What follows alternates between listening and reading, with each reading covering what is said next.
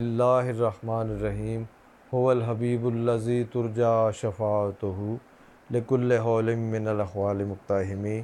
خانقاہ سے آپ کی خدمت میں سلام پیش کرتا ہوں۔ دربار گوہر بار سجا ہے، سب لوگ ادب سے خاموشی سے سر جھکائے بیٹھے ہیں۔ امیر بھی، غریب بھی، چھوٹے بھی، بڑے سب موجود ہیں۔ کچھ لوگ تو کئی دنوں تک یہاں پڑے رہتے ہیں، لنگر کھاتے رہتے ہیں۔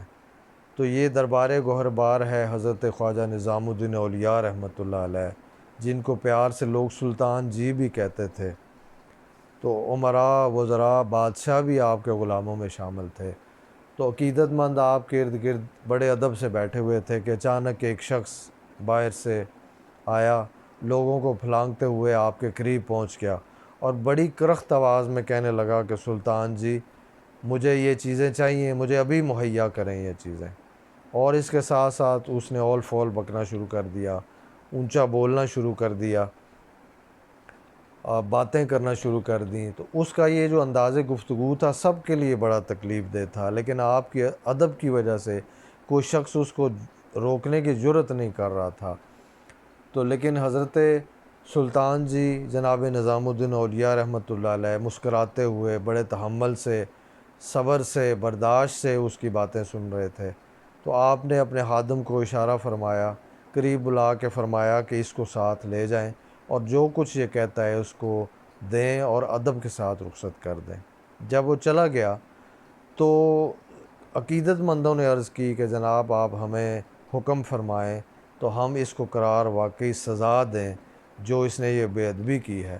تو حضرت سلطان جی فرمانے لگے کہ نہیں، تم اس کی باتیں چھوڑو، تم میرے عمل کو یاد رکھو، جو میں نے اس کے ساتھ عمل کیا، جو میں نے اس کے ساتھ سلوک کیا، تم ہمیشہ اس کو یاد رکھو، اس کو مشعل راہ بناؤ۔ کیوں کہ یہ عمل میں نے اپنے مرشد کامل حضرت بابا فرید الدین گنج شکر رحمۃ اللہ علیہ سے سیکھا ہے۔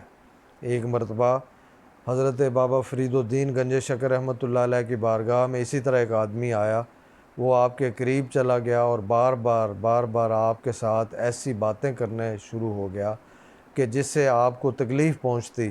وہ بار بار آپ سے پوچھتا کہ لوگ آپ کی اتنی عزت کیوں کرتے ہیں، لوگ آپ پہ دیوانہ وار کیوں گرتے ہیں، آپ کو اتنا اچھا کیوں سمجھتے ہیں۔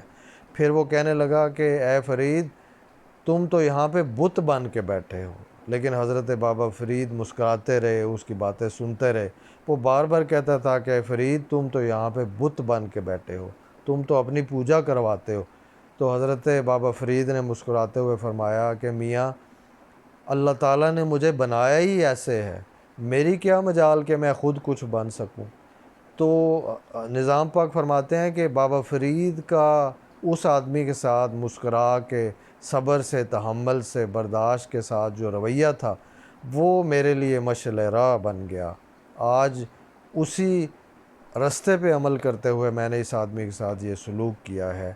تو پھر حضور سلطان جی فرمانے لگے کہ جو آدمی تمہارے ساتھ نفس سے پیش آئے، تم اس کے ساتھ دل سے پیش آؤ، یعنی اس کے ساتھ نرمی سے پیش آؤ۔